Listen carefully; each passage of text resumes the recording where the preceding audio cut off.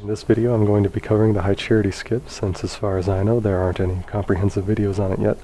There was a lot of misinformation spread around when I was trying to learn the trick, which made it harder than it really needed to be. Now it's not the easiest thing in the world, so I figured a tutorial would be pretty beneficial for runner's use. And I'll also be doing this tutorial for console since it's the most widely ran version of the game, and it's also where the variant of this skip is the hardest. I'll also be separating the video into different parts with timestamps listed in the description for easy access. So with that, let's get right into the trick.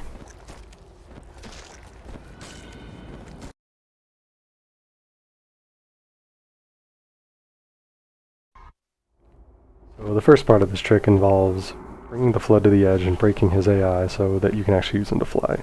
This is best done by running up the left ramp and turning around a little bit after your HUD appears.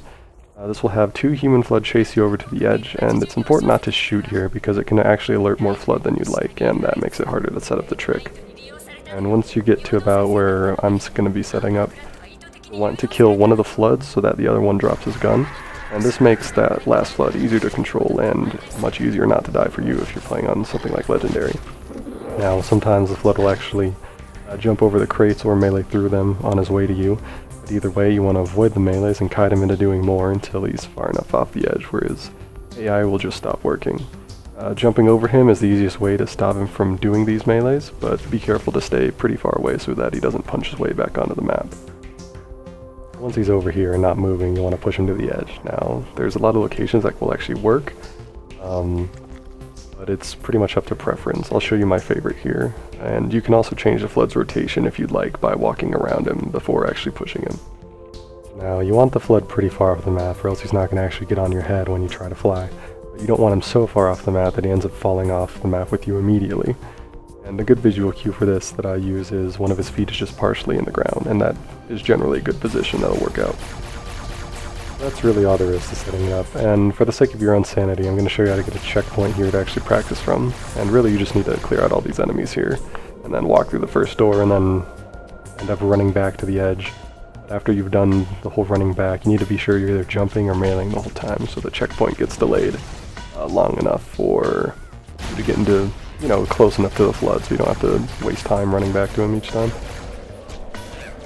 This part of the process it's relatively long. I mean, you can skip the next part of the video if you don't really care about this. You know what I'm saying, but when you get down to the edge, all you need to do for the flood is you just don't want to stand too close, and then you want to have him a little bit out of sight and it'll give you the checkpoint. And after that, save and quit. Make this a new profile just for practicing high charity skip.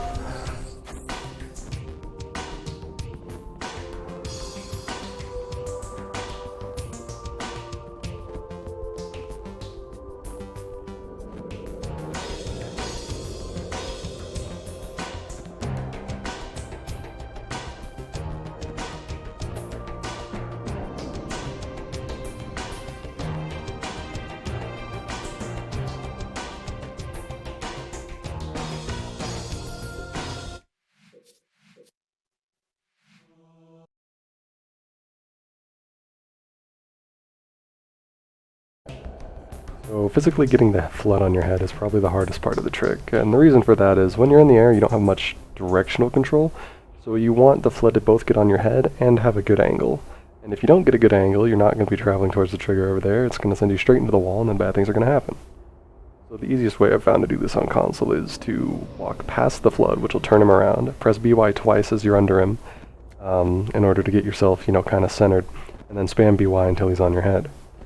And you'll notice here that this flood is actually spinning because I was too far centered under him. And if you're directly under the flood, since he wants to, face you because you're an enemy, he'll keep spinning to try and find you. And when you're directly under him, it just causes him to spin indefinitely, which makes the trick extremely difficult, and it's also very slow. So to combat this, you can hold back on the left thumbstick of it to not be directly under him, and you'll notice that this time he's ever so slightly off-centered and not actually spinning. And this is the ideal situation. You'll also notice that I actually died since I wasn't pressing jump to gain height. Now there's a kill plane directly below you, which makes it a little hard to actually save yourself and the flood if something bad does happen. But it is possible like this.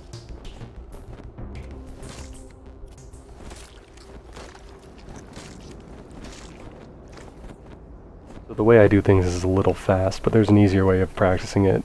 And what you want to do is crouch off the side slowly, and it's easier to position yourself and find the flood. However, you want to press BY slowly and use the left thumbstick to position yourself and rotate you and the flood the way you want. It's a little bit harder to go backwards with this though, and it makes avoiding the spinning flood a little bit harder. So again, I'll show you more of what an ideal walk-off and getting the flood on your head looks like. And this is pretty difficult to do. I think this is the hardest part of the trick, but with enough practice you can get it done well.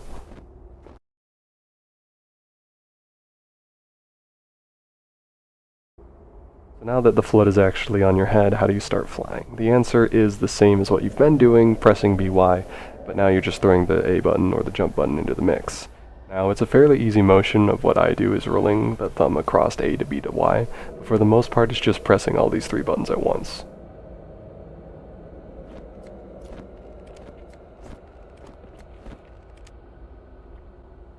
So how you hold your hands will be really important during this trick in flying, and I personally set the controller in my lap and have my right hand control all the buttons while I have my left hand free to move around and move the left and right thumbsticks as needed.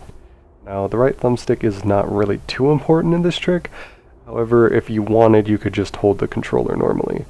I just personally find it easier to control my left thumbstick with whatever fingers and then my right thumbstick with my left thumb.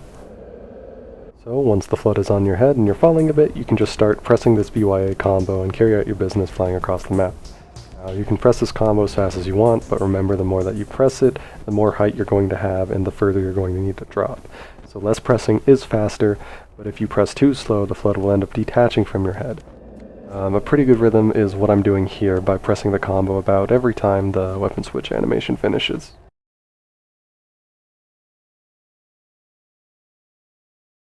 So controlling your direction while flying is kind of hard because you don't have much directional control at all with the left thumbstick, and you can only move backwards. So about what you see here with my thumbstick is around the range where you can safely control the direction without making the flood do anything weird or lose momentum. What you want to do with this is fly over to the wall in the direction of the trigger, but also be careful not to touch the wall, which we'll get into later, and try to avoid landing yourself inside of the gap in the wall, since it's really hard to make it through there safely and keeping the flood on your head, which I'll also show more in a bit. I'm going to fly us over to the gap to show you really what I mean. Now the gap itself is a ledge, and if you end up inside of this gap, you're not going to be able to make it out without hitting the ceiling on this version. So really it's just best to avoid it. Now if you end up in the gap, you won't be able to easily start flying again, because if you push the flood to the edge, he's going to run away from it. So you're more or less left with two options here. Now you can either go above the gap, which ends up being faster and a bit more risky and harder to control, or you can stop well before the wall in the gap, drop down quite a bit, and then use the wall to guide you over to the trigger. Now for the purpose of this tutorial, that's the strat we're going to use and what I'm going to explain.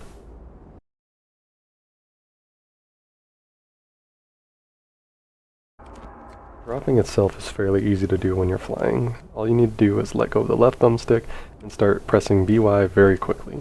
Now, if you do it correctly, both you and the flood will stop moving horizontally, and the flood will end up sticking to your head and you'll be descending pretty slowly.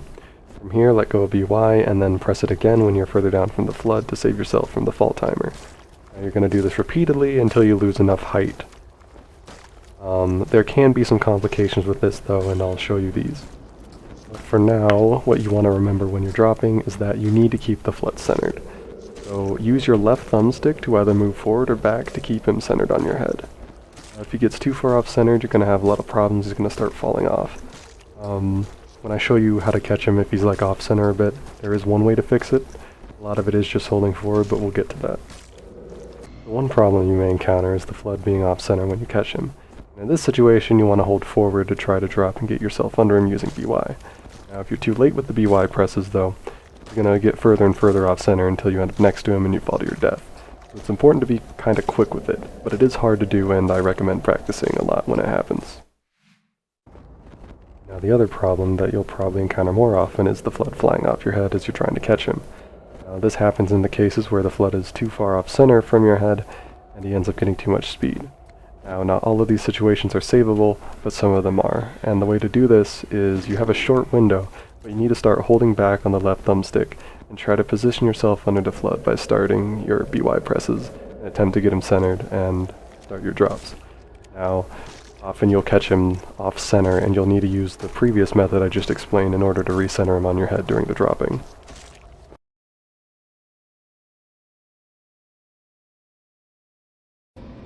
Turning in this trick is a little bit counterintuitive. If you try to turn using the right thumbstick, the flood isn't going to turn, and when you end up meleeing, it'll return your orientation to that of the flood's. Instead, the left thumbstick is used to actually move your position, and the flood ends up turning towards that position. So if you want to make the flood turn left, you move yourself left, and if you want to turn right, you move yourself right. So it's important that you make small movements too, though, or else the flood is going to become too far off center from your head, and you're going to need to recenter him.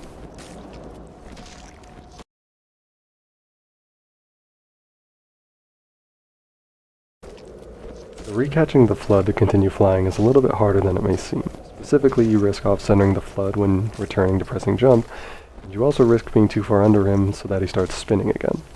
Now, when you want to recatch the flood, first make sure you aren't too far directly beneath him, and then press BY quickly a few times until he does a landing animation on your head.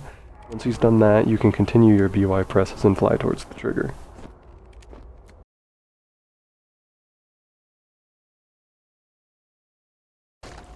Landing in the end of the level trigger is easily the second hardest part of this trick, and it requires quite a bit of practice in order to really figure out where the trigger is. So the box for itself in the trigger isn't too wide, but it extends really far out. So the only things you really need to worry about are being too close to the wall, since the trigger doesn't start until a little bit out, and being slightly to the right of this middle giant structure in the background. And I'll line myself up here to show you where you kind of want to be relative to looking at the giant structure head on. But it is hard to figure out where you are in this trick since it is mostly blind, but with enough practice you'll be able to make visual cues for yourself and do the trick.